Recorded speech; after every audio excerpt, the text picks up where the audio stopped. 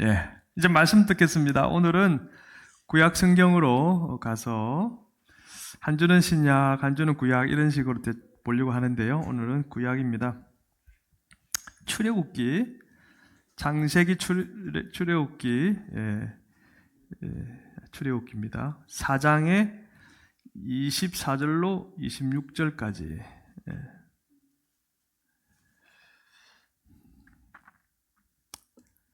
자, 다 찾으셨으면 천천히 같이 읽겠습니다. 시작. 모세가 길을 가다가 숙소에 있을 때 여호와께서 그를 만나사 그를 죽이려 하신지라. 십보라가 돌칼을 가져다가 그의 아들의 표피를 베어 그의 발에 갖다 대며 이르되 당신은 참으로 내게 피남편이로다 하니 여호와께서 그를 놓아 주시니라. 그때에 십보라가 피남편이라 함은 할례 때문이었더라. 아멘. 예, 18절부터 읽으면 좋은데 시간상 그것만 읽고 그 속에 있는 한 단어 피남편이라는 단어로 제목을 잡아봤습니다. 피남편. 예, 오늘 피남편으로 말씀을 전할 때 큰 은혜가 있으시길 바랍니다. 여러분, 하나님이 우리에게 주신 최고의 선물이 무엇일까요? 돈, 예, 좋은 집, 좋은 차, 예쁜 아내, 능력 있는 남편, 똑똑한 자녀들 다 좋은 선물이지요. 맞습니다. 하지만 그거보다도 더 좋은, 가장 좋은 선물이 있다면 바로 그것은 맞습니다. 예수님일 것입니다. 믿습니까? 아멘. 우리는 믿습니다. 예수님은 전지전능하신 하나님의 아들이십니다. 그리고 우리의 죄를 구원해 주신 메시아 그리스도 구원자입니다. 메시아 그리스도 구원자는 같은 뜻입니다. 언어가 다를 뿐이죠. 메시아 그리스도 그분은 구원자이십니다. 자, 그런데 우리 중에는 그 예수님을 믿는다고 하면서도 아직 예수님의 놀라운 능력을 삶 속에서 경험하지 못하고 사시는 분들이 참 많이 있습니다. 왜 그럴까요? 예수님만 믿으면 그분이 저절로 능력을 보여주신다고 오해하고 있기 때문 아닐까요? 나 예수 믿으니까 예수님이 능력을 보여주실 거야. 이렇게 생각하고 있지는 않냐는 것입니다. 성경은 그런 믿음의 능력을 체험하려면 우리가 무엇을 해야 된다고 말씀하십니다. 믿음은 공짜죠. 그런데 그 믿음의 능력을 체험하려고 하면은 우리의 노력이 필요하다는 것입니다. 많은 것들이 있지만 오늘 한 가지를 여러분에게 말씀드리려고 합니다. 그게 뭘까? 우리가 믿음의 능력을 체험하려면 우리가 무엇을 해야 될까? 그 한 가지를 오늘 말씀을 통해서 나누려고 합니다. 지금부터 알아보도록 할게요. 애굽에서 노예로 비참하게 살던 이스라엘 백성들, 한 430년 정도라고 성경은 이야기합니다. 그 백성들을 출애굽시킨, 궁극적으로 하나님이 하셨지만 누구를 통해서 하셨습니까? 그 주인공이 누구죠? 모세 맞습니다. 모세의 삶을 보면 그는 이스라엘 사람이지만 애굽에서 40년 동안 애굽의 왕자로 살았습니다. 태어나서 40년 동안. 여러분 이해가 가십니까? 이스라엘 사람이 애굽의 왕자로 살다니요? 왜 그랬을까? 모세가 태어났을 때는 남자로 태어나면 이스라엘 백성들은 죽을 수밖에 없었죠. 그래서 그 어머니가 이 모세를 보니까 너무 아름다워서 석 달 동안을 집에 숨기면서 키우다가 도무지 더 이상 키울 수가 없으니까 어떻게 했습니까? 갈대 상자에 담아서 나일강에 떠내려 보냅니다. 하나님의 섭리 가운데 마침 그때 누가 나일강에서 목욕을 하고 있었습니까?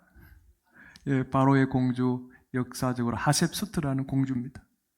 그 공주가 목욕을 하고 있는데 동동 못이 떠내려오는 거예요.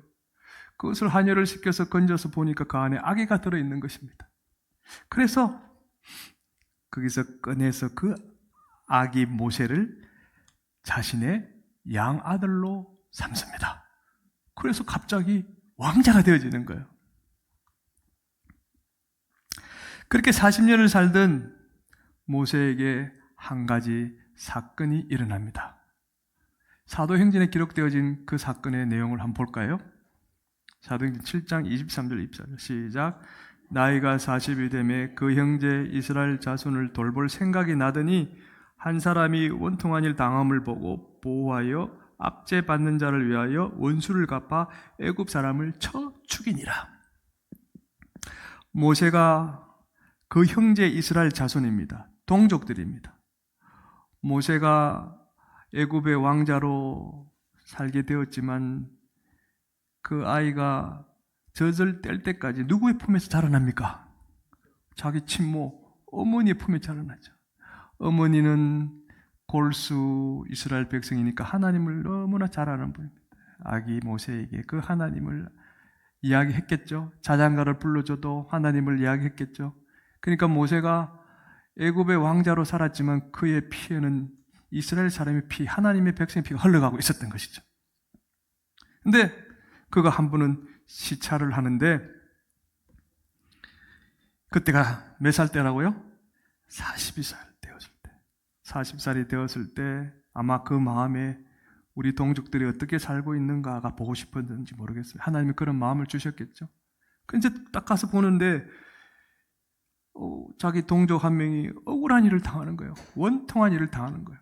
누구한테? 애굽의 군사한테. 그러니까 갑자기 울분이 일어나서 그 애굽 사람을 쳐 죽이고 모래에 숨겨버립니다. 순식간에 일어난 일이에요.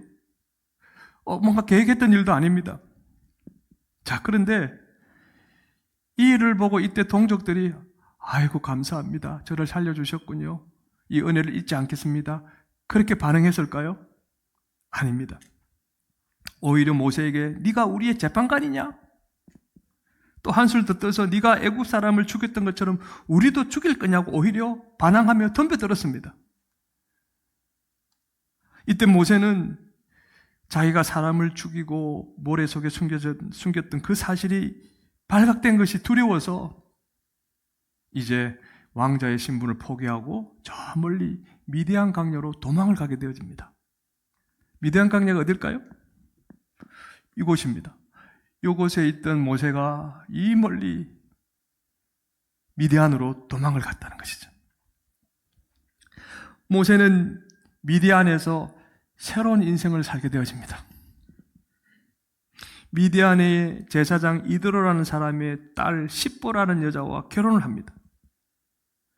모세는 이제 이곳에서 자그마치 또 40년 동안 소위 처가살이를 하면서 장인 어른의 양들을 치며 살게 됩니다.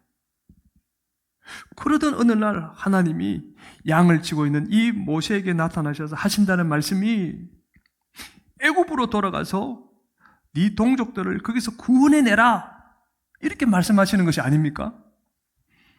콜링 부르시고 미션 사명을 주셨습니다. 자, 여러분이 모세라면 애굽으로 선뜻 가겠습니다라고 하실 수 있습니까? 저라면 못할 것 같습니다.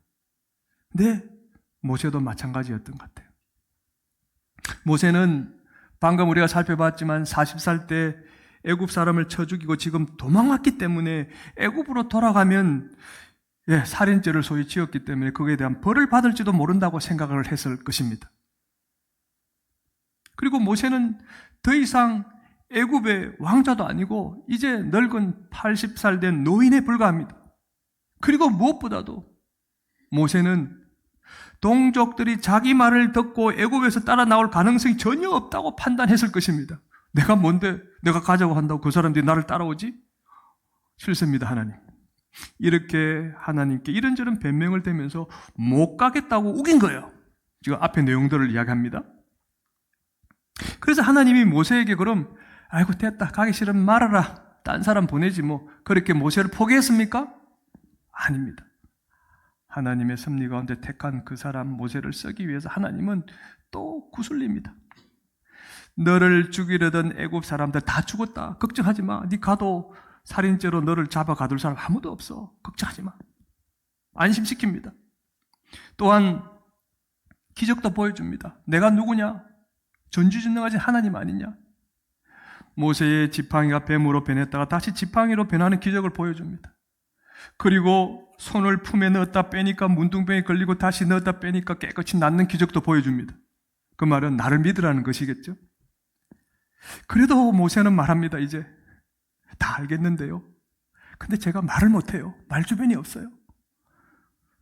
내가 말을 못해서 못 가겠습니다. 또 이렇게 이야기를 하니까 이제 하나님이 좀 참는데 한계가 떠다르는지 화를 버럭 내십니다.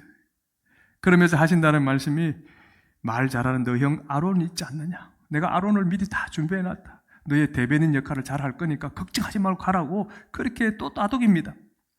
그래서 모세는 할 수 없이 가족들을 다 데리고 애굽을 떠나게 됩니다. 애굽으로 떠나게 됩니다. 미디안을 떠나게 된다. 애굽을 향하여. 그러니까 하나님은 애굽에 가기 싫다는 모세에게 내가 너를 도와줄 테니까 걱정하지 말라고 철떡같이 약속한 후에 억지로 애굽으로 사실 보낸 거예요. 그러니까 모세는 등 떠밀려서 간 거예요. 실은 자기가 원해서 간 건 아닙니다. 자, 이런 상황이라면 하나님이 저 미디안에서 애굽까지 길이 어딘데요? 그럼 하나님이 이 모세 가족을, 그 모세를 애굽까지 안전하게 보호해 줘야 될까요? 그렇게 하지 않아도 될까요? 우리 생각에. 당연히 보호해 줘야죠. 그렇게 안 가겠다는 억지로 내가 걱정하지 말라고 했으니까 끝까지 잘 안전하게 도착할 수 있도록 지켜줘야죠. 자, 그런데 오늘 애굽으로 가는 중에 오늘 이 일이 생긴 거예요. 다시 24절 볼까요? 시작. 모세가 길을 가다가 숙소에 있을 때 여호와께서 그를 만나사 그를 죽이려 하신지라.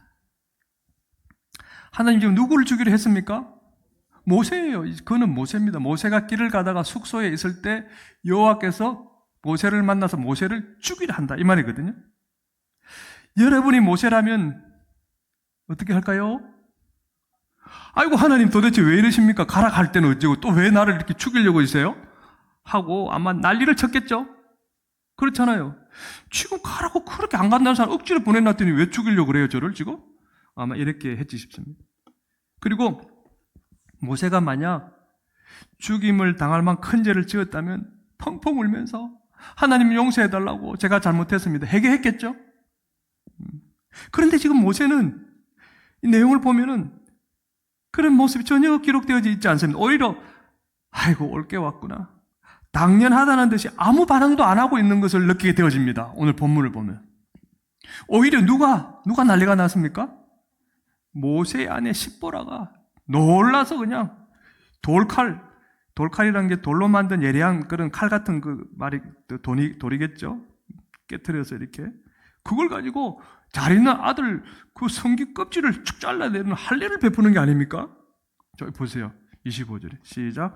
십보라가 돌칼을 가져다가 그의 아들의 표피를 베어 그의 발에 갖다 대며 이르되 당신은 참으로 내게 피난편이로다 하니. 십보라가 아들의 성기 껍질을 잘라서 누구 발에 갖다 댔습니까? 예, 모세, 남편 모세의 발에 갖다 댑니다.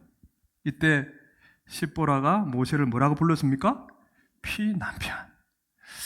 성경에는 해석하기 어려운 부분들이 곳곳에 있습니다. 난자라고 그러죠. 그 중에 한 부분이 바로 이 부분이기도 합니다. 아들의 성기 표피를 베어서 그거를 가지고 남편 발에다 갖다 댔단 말이에요. 그러면서 피난편이다 이렇게 불렀단 말이죠. 왜 십보라는 급하게 돌칼로 아들에게 할례를 했을까? 보통 할례는 아버지가 하거든요. 집안의 가장이. 근데 지금 엄마가 했어요. 또 왜 십보라는 그 아들의 껍질을 모세 발에 갖다 대면서 모세를 향하여 피난편이라고 외쳤을까요? 여러분 이해가 됩니까? 지금 이 상황이? 자, 한번 이해가 되도록 한번 살펴봅시다. 자, 지금 십보라가 할례를 행한 아들이 몇 명일 것 같습니까? 이 본문에서.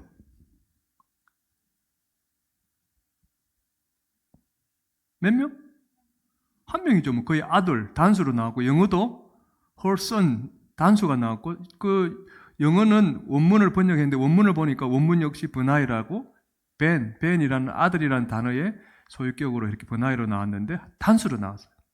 그러니까 한 명에게 지금 할례를 베푼 것입니다. 근데 여러분, 모세의 아들이 한 명뿐일까요? 자, 안 읽었는데 20절에 보면은 모세가 그의 아내와 아들들을 나귀에 태우고 애굽으로 돌아가는데 아들들이 나옵니다. 복수죠. 그게 한 명이 아니죠. 근데 출애굽기 18장 3절 4절을 보면 정확하게 몇 명인지 이야기하고 있습니다. 시작. 그의 두 아들을 데리고 왔으니 그 하나의 이름은 게르솜이라. 이는 모세가 이르기를 내가 이방에서 나그네 되었다 하였다 하며, 하나의 이름은 엘리에셀이라. 이는 내 아버지의 하나님이 나는 도우사 바로의 칼에서 구원하셨다 함이더라. 자, 모세 아들이 몇 명입니까? 2명입니다. 첫째 아들 이름이 뭐라고요? 게르솜. 그 뜻이 뭡니까? 뒤에 다 나오죠. 뭐죠? 내가 이방에서 나그네가 되었다. 그런 의미를 담아서 게르솜이라고 찍었단 말이죠. 게르솜의 이름이 의미하는 것처럼 모세가 애굽의 왕자로 있다가 미디안에 나그네로 와서 이제 십보라와 결혼한 뒤에 얻은 첫 아들이다. 그런 의미로 이제 게르솜의 이름을 붙였다는 것이죠. 자, 여러분, 하나님을 믿는 모세는 게르솜이 태어난 지 8일째 되는 날 그에게 하나님 백성의 정표인 할례를 시행했을까요? 안 했을까요? 당연히 했죠. 아브라함에게 명령한 이 할례는 그 뒤로부터 꼭 하나님의 백성들이 지켰습니다. 가나안 전쟁을 하기 전에 길갈에서도 할례를 먼저 하고 정복 정전을 하고 그 할례를 반드시 지켰습니다. 그래서 이 아들에게 했다라고 우리는 믿습니다. 근데 여러분 보세요. 십보라는 하나님을 믿는 이스라엘 백성이 맞습니까? 아니죠. 뭐 따지고 보면 아브라함의 한 후손의 종족이기도 합니다만, 그러나 이미 하나님을 믿지 않는 이방인 족속이 된 거죠. 그러니까 십보라는 아기 게르솜이 할례를 받을 때 모세가 뭐 허락받고 했습니까? 하겠습니까? 당연히 8일째 되는 날 하나님의 자녀니까 할례를 했을 거란 말이죠. 그러니까 그때 당시 십보라는 준비도 안 돼서 그 일을 보았던 것이죠. 근데 할례를 받는데 갓난 아기가 자지러지게 울고 피를 흘리는 그 모습을 보고 기겁을 했을 거예요. 이런 일은 자기들이 보지 못했으니까. 그래서 그녀의 마음에 앞으로 태어날 아들에게는 절대 할례를 안 받게 하리라, 이렇게 결심을 했다고 보는 것이 정설입니다.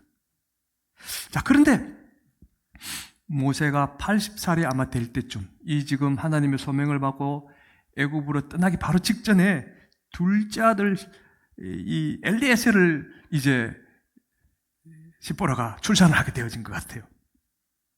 엘리에셀의 이름의 뜻은 하나님은 도움이시다, 그런 뜻입니다. 그러니까 모세는 또 이번에도 당연히 아기 엘리에셀에게도 할례를 하려고 했겠죠. 그때 십보라가 동의했을까요? 이미 아픈 트라우마가 있으니까 안 했을 거라고 보는 거죠. 모세는 하나님의 명령을 받고 애굽에 있는 이스라엘 백성들, 동족들을 구원하러 가는 사람의 아들이 할례를 안 받는 게 말이 되냐며 아마 이 십보라 자기 아내를 설득했을 거예요. 당신 게르솜도 받게 했는데 이 엘리에셀도 당연히 하나님의 백성이니까 할례를 해야 돼, 그렇게 이야기를 했을 거란 말이죠. 구약의 제사를 보면 어린 양의 피를 제단에 뿌려야만 하나님이 제사를 받으시고 그 죄를 용서해 주는 것처럼 엘리에셀이 이 피를 흘리는 할례를 받아야 하나님의 자녀로 인정받고 그도 구원받게 될 것이라고 아마 십보라에게 설명도 했을 것입니다. 엘리에셀이 이 할례를 안 받으면 하나님이 벌을 줄 거야 라고 그렇게 십보라에게 경고도 했을 것입니다. 이거 안 하면 큰일 나, 여보. 그런데 십보라는 아마도 모세 말을 안 들었던 것 같습니다. 그러니까 2명인데 1명에 대해서 할례를 했다는 것은 이미 1명 게르솜은 받았다는 게 맞고, 이제 그 1명 엘리에셀을 이제 한다는 그 뜻인 것입니다. 하나님이 애굽으로 가는 모세를 죽이려고 했을 때 왜 십보라가 급하게, 쉽게 말하면 소독도 안 된 돌칼로 엘리에셀에게 할례를 하고 또 자기 남편 모세를 피남편으로 불렀는지 이제 이해가 조금 될 것입니다. 왜 모세가 당연하다는지 아무 반응도 안 했는지 여러분 이제 이해가 되실 거예요. 당연하죠. 십보라 입장에서는 아이고 당신 말이 맞았네요. 내가 큰 일을 저질렀습니다.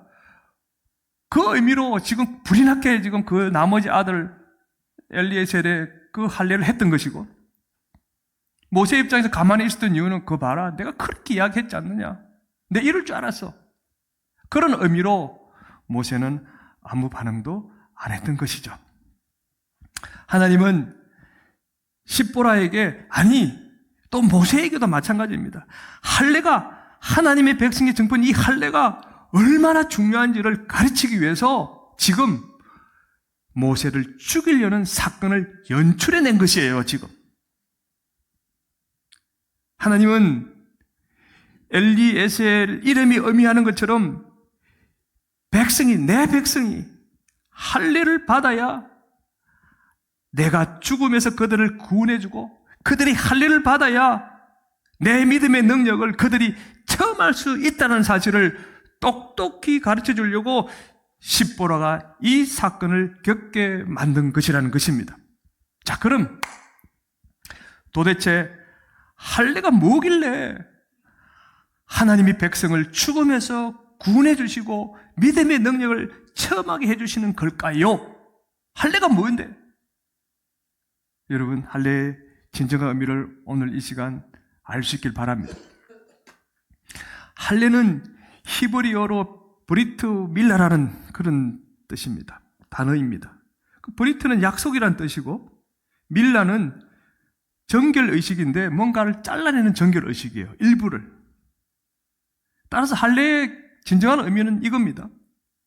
하나님을 믿겠다고 약속하면서 남자의 경우, 그때 당시는 남자 중심인 사회니까 성기 일부를 잘라내는 몸의 할례, 이것가 보통은 여기까지만 생각하죠. 구약적인 사고로 할례는 껍질을 잘라내는 것이다. 근데 이거 플러스 하나님이 약속한 믿음의 능력을 체험하기 위해 하나님이 싫어하는 마음의 일부를 잘라내는 마음의 할례까지를 포함한다는 겁니다. 할례는 뭐라고요? 몸의 할례 플러스 마음의 할례. 아니 목사님, 구약에 무슨 마음의 할례가 있죠? 신약에 와야 되는 거 아닙니까? 아닙니다. 그건 모르는 치는 말씀입니다. 에스겔 44장 9절에 볼까요? 시작. 주 여호와께서 이같이 말씀하셨느니라. 마음과 몸의 할례를 받지 아니한 이방인은 내 성소에 들어오지 못하리라. 여기 마음과 몸의 할례를 받지 아니하니라 분명히 이야기합니다. 하나님이 몸의 할례를 안 받은 이방인이 성소에 못 들어간다고 말씀하지 않았습니다. 몸과 마음의 할례를 안 받은 이방인이 성소에 못 들어간다. 바꿔 말하면 몸과 마음의 할례 받은 유대인만 성소에 들어간다, 이렇게 볼 수도 있죠. 그러므로 여러분, 오늘날 우리가 예수 믿는다고 또는 혹은 믿겠다고 소위 물세례를 받았어도, 지금 이 구약의 할례는 오늘날 물세례를 말하죠. 물세례를 받았어도, 잘 들으십시오, 물세례를 받았어도 하나님이 싫어하는 마음의 일부를 안 잘라내면 하나님의 성소에 못 들어간다, 구원받지 못한다는 뜻이 될 수 있는 것입니다. 많은 사람들이 세례받으면 구원받은 것처럼 그렇게 잘못 알고 있습니다. 그래서 이 세례를 구원의 조건으로 그렇게 알고 있는 사람들이 있습니다. 근데 여러분, 만약에 물세례를 받았어도 뭔가 한 가지 더 여기에서 더 나아가지 아니하면 그 물세례는 사실 의미가 없는 것이 될 수가 있다는 것입니다. 물세례를 받았어도 하나님이 싫어하는 마음의 일부를 안 잘라내면 구원받지 못하는 것은 당연한 것이고, 또 예수 믿는 사람이 누리는 특권인 믿음의 능력을 삶 속에서 체험할 수 없다는 그런 뜻이기도 한 것입니다. 그래서 예레미야 선지자도 이런 말씀을 하셨어요. 예레미야 4장 4절 시작.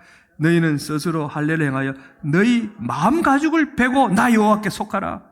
그래야지 아니하면 너희 악행으로 말미암아 나의 분노가 불같이 일어나 사르리니 그것을 끌 자가 없으리라.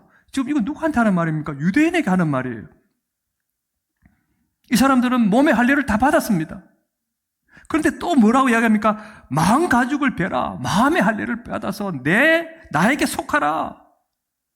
그렇지 아니하면 너희가 악행으로 말미암아 내 분노를 받게 될 것이다. 그 분노를 피할 수가 없을 것이다. 이렇게 이야기합니다. 하나님은 왜 당신이 싫어하는 마음의 할례를 받으려고 했을까? 아니, 잘 보면 마음의 전부를 잘라내라고도 하지 않았습니다. 일부를 잘라내라. 그것만이라도 잘라내라. 이렇게 말씀하십니다. 왜 그랬을까요? 하나님은 아십니다. 우리가 얼마나 연약한지 하나님이 싫어하는 마음의 전부를 우리는 절대로 못 잘라냅니다. 그걸 아시기 때문에 하나님은 내가 싫어하는 한 가지라도 좋으니 두 가지라도 좋으니 그 부분이라도 너희들이 잘라내려고 애를 쓰라. 그러면 너희들이 나를 사랑한다고 내가 인정해 줄게. 내가 믿어줄게. 그러면서 우리를 도와주시는 분이시기 때문에 그런 거예요. 그래서 26절에 오늘 보면 이런 말씀이 있습니다. 시작. 여호와께서 그를 놓아주시니라. 그때 십보라가 피난편이라 함은 할례 때문이었더라. 십보라가 둘째 아들 엘리에셀에게 할례를 하자 그제서야 하나님은 모세를 살려주셨다는 것입니다. 근데 오늘 본문 뒤를 보면 십보라는 이 사건 때문에 애굽으로 더 이상 가지 못하고 미디안으로 돌아가야 됩니다. 왜 그럴까요?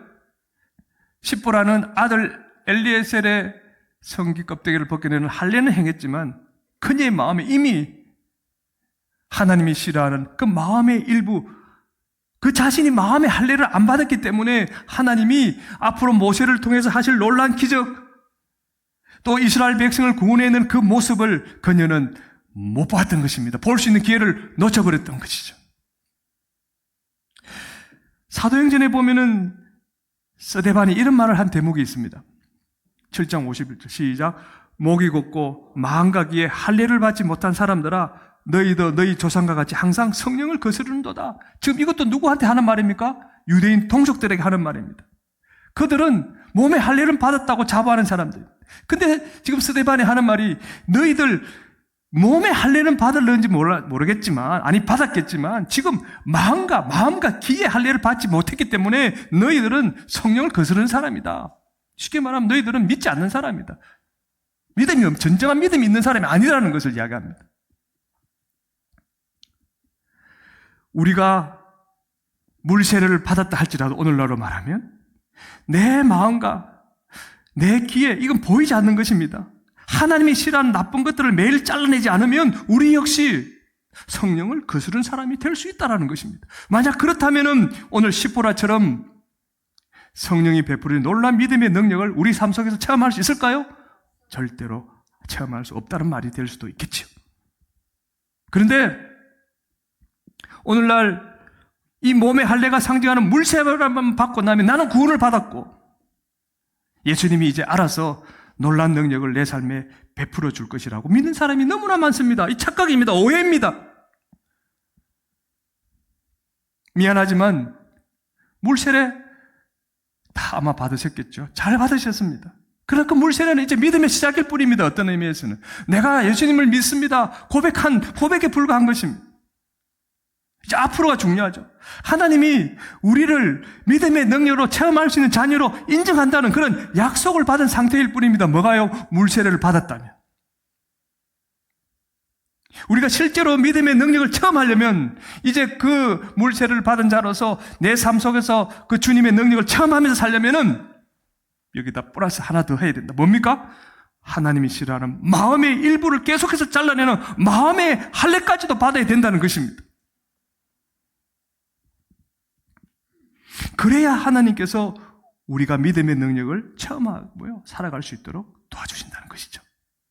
그래서 로마서 2장 28절 29절 보면은 사도 바울은 표면적 육신의 할례는 할례가 아니다. 표면적 눈에 보이는 육의 할례는 진짜 할례가 아니다. 진짜 할례는 마음의 할지니라 이렇게 이야기합니다. 마음의 할례가 필요한 거죠.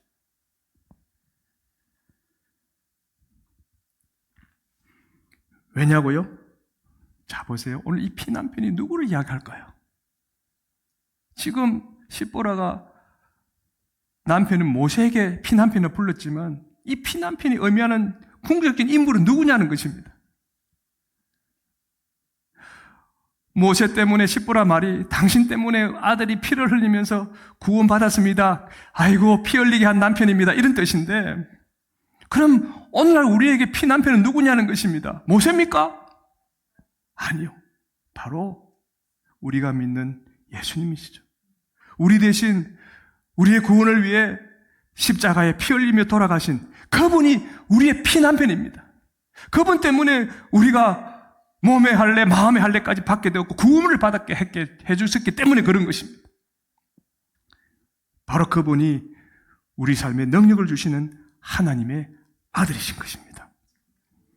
그래서 예수님도 자신을 이렇게 말씀했지 않습니까? 요한복음 6장 53절 시작. 예수께서 이르시되 인자의 살을 먹지 아니하고 인자의 피를 마시지 아니하면 너희 속에 생명이 없느니라. 인자가 누굽니까? 당신이잖아요. 자, 그렇다면 이런 질문이 아마 우리에게 일어날, 목사님, 몸의 할례는 세례 받으면 되는 건데 그럼 마음의 할례를 받으려고 하는데 마음의 할례는 어떻게 받는 것입니까? 눈물 콧물 빼는 진한 회개 기도를 하면 그게 마음의 할례를 받는 것입니까? 하나님이 싫어한 죄를 짓지 않으려고 내가 열심히 의지적으로 노력하면 되는 것입니까? 예, 그것도 될 것입니다. 하지만 성경은 훨씬 더 효과적인 마음의 할례 방법을 우리에게 가르쳐주고 계십니다. 이 방법을 따라하면 마음의 할례를 받을 수 있습니다. 볼까요? 빌립보서 3장 3절. 이런 건 찾아서 줄을 쫙 끊어야 됩니다. 시작. 하나님의 성령으로 봉사하며 그리스도 예수로 자랑하고 육체를 신뢰하지 아니하는 우리가 곧 할례파라. 이 할례파는 마음의 할례파. 표면적 겉으로 드는 할례, 몸의 할례를 받은 사람이 아니라 마음의 할례를 받은 그 할례파가 우리다라는 것입니다. 그러면서 앞에 세 가지를 이야기합니다. 마음의 할례를 어떻게 하면 받으면 된다고? 첫 번째 뭡니까? 성령으로 봉사하면 됩니다. 왜냐고요? 성령님이 시키는 대로 성령님이 기뻐하시는 일을 찾아서 하면 내 안에 하나님이 싫어하는 생각, 말과 행동들이 다 떨어져 나갑니다, 여러분. 경험해 보셨습니까? 당연하죠. 또 어떤 방법이 있습니까? 예수로 자랑하면 됩니다. 왜 그렇습니까? 내가 잘 되는 것에 관심을 딱 끊어버리고 예수님 그분의 이름이 높아지는데 내 모든 에너지를 쏟으면서 살면 하나님이 싫어하시는 교만, 욕심, 질투, 싸움이 내 이 마음에서 어떻게 해요? 다 떠나가게 되어 있어요. 믿습니까, 여러분? 아멘. 또 마지막 하나는 뭡니까? 육체를 신뢰하지 않으면 됩니다. 왜요? 육체를 신뢰한다는 것은 육체를 살리는 돈, 명예, 사람들을 의지한다는 거 아닙니까? 그거 집어치우고 내 육체와 영혼을 모두 살리는 하나님만을 믿으면 우리 영혼을 더럽히는 술수, 비굴함, 속임수가 다 떨어져 나가게 되어 있는 거예요. 믿습니까, 여러분? 바로 이것이 마음의 할례를 받는 하나님의 방법인 것입니다. 그래서 예수님은 우리에게 항상 이야기하십니다. 먼저 하나님의 나라와 의를 구해봐라. 그러면 너희가 믿음의 능력을 체험할 수 있는 상태로 변화여져서 하나님이 너에게 필요한 모든 것을 채워주시는 능력, 그 놀라운 경험을 삶 속에서 하게 될 거야. 어디서요? 마태복음 6장 33절 시작. 그런 정도이는 먼저 그의 나라와 그의 의를 구하라. 그리하면 이 모든 것을 너에게 더하시리라. 사랑하는 성도 여러분, 마음의 할례는 우리 삶을 하나님의 은혜와 복으로 가득 채워주는 약속의 통로입니다. 그러니 예수님의 그 깊고 넓은 사랑을 정말 받고 싶을 때는 성령님이 씻기시는 대로 성령님이 기뻐하시는 일을 찾아서 한번 해봅시다. 예수님의 지혜와 지식을 얻고 싶을 때는 예수님의 이름을 높이는데 우리의 모든 에너지를 쏟아부어 봅시다. 전지전능하신 하나님의 도움을 받고 싶을 때는 돈과 인간들을 믿지 말고 천지 만물의 주인이신 하나님의 아들 예수님을 끝까지 믿어봅시다.